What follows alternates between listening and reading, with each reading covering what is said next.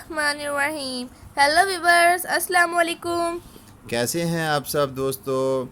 हमने growing bag में अपने घर का वेस्टेज इकट्ठा किया हुआ था और उसके बाद हमारे पास काफ़ी सारी मिट्टी पड़ी हुई थी, बालू मिट्टी, सैंड रिवर और हमारे गमलों की मिट्टी। तो हमने उन सब मिट्टी को पहले 2-3 दिन धूप में रखा, अच्छी तरह खुश्क किया ताकि उनके बैक्टीरिया वगैरह किल हो जाएं। तो उसके बाद हमने अपना वेस्टेज में ये मिट्टी डाली।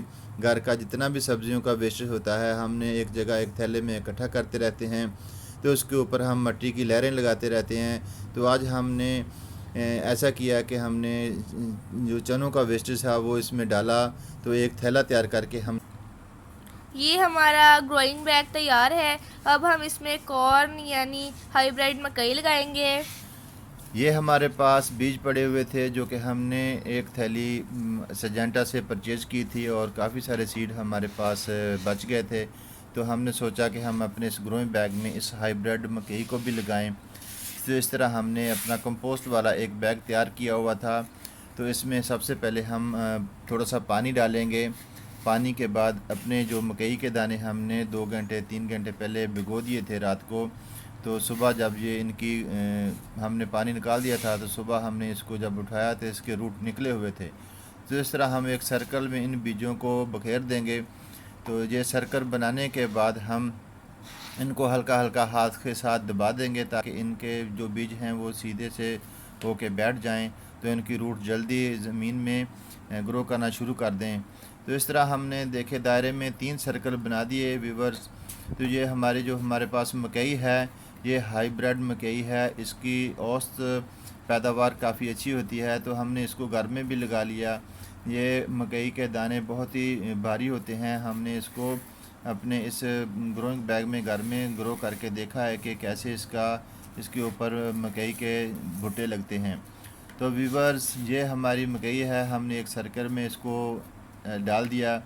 तो इस मकई के लिए हमें ज़्यादा मेहनत नहीं करनी पड़ेगी। हमारी ये जो कंपोस्ट है ये गलती सड़ती रहेगी और इसको तैयार होने में मदद मिलेगी।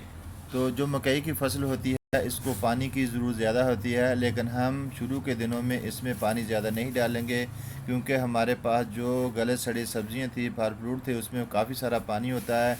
तो इस तरह इसको जो पानी की इब्तिदा में ज़रूरत होती है वो यहीं से मिलती रहेंगी। व्यूअर, ये देखें मकई कितनी प्यारी माशाल्लाह हमारी कॉर्न की ग्रोथ स्टार्ट हो चुकी है और नन्हे नन्हे पौधे अपनी सब्ज़ कोंपलें मिट्टी से बाहर निकाल रहे हैं। तो यहाँ पर आपने एक ख़ास ख्याल रखना है कि कंपोस्ट वाले बैग में आपने पानी ज़्यादा नहीं डालना। व्यूवर्स देखें, हमारी मकई की बिल्कुल जो ग्राउंड है वो बिल्कुल खुश्क है, हल्की हल्की सी नमी नीचे से बाहर आई हुई है। तो अगर आप पानी इसमें ज़्यादा डालेंगे तो इनके रूट्स गल जाएंगे और आपकी मकई बर्न हो जाएगी। तो आपने पानी का बिल्कुल ख्याल रखना है। तो थोड़ा सा डेकोर भी किया हुआ है ताकि दिखने में ये लुक बहुत ही प्यारा लगे। तो ये हमारे पास 10 से 12 दिन का रिज़ल्ट है। देखिए कितनी हेल्दी कॉर्न की ग्रो हो रही है। तो इसको मज़ीद अच्छा बनाने के लिए आपने वक्फे वक्फे से इसमें यूरिया, डीएपी और नाइट्रोजन खाद का भी इस्तेमाल करना है और इसके साथ इसकी कोंपलों के अंदर दानेदार जहर भी डालना है ताकि ये बहुत अच्छे से ग्रो कर सके और इसके ऊपर प्यारी प्यारी सी छलियाँ लगें और हम इससे इसकी छलियों को तोड़कर खाएं और इंजॉय करें। तो व्यूवर्स, ये हमारी छोटी सी कोशिश आप लोगों को कैसी लगी, अपने दोस्तों के साथ इसको शेयर करें और हमें कमेंट्स में ज़रूर बताइएगा कि आप लोगों को जो हमारी वीडियो कैसी लगी। तो नेक्स्ट आने वाली वीडियो तक अल्लाह हाफ़िज़।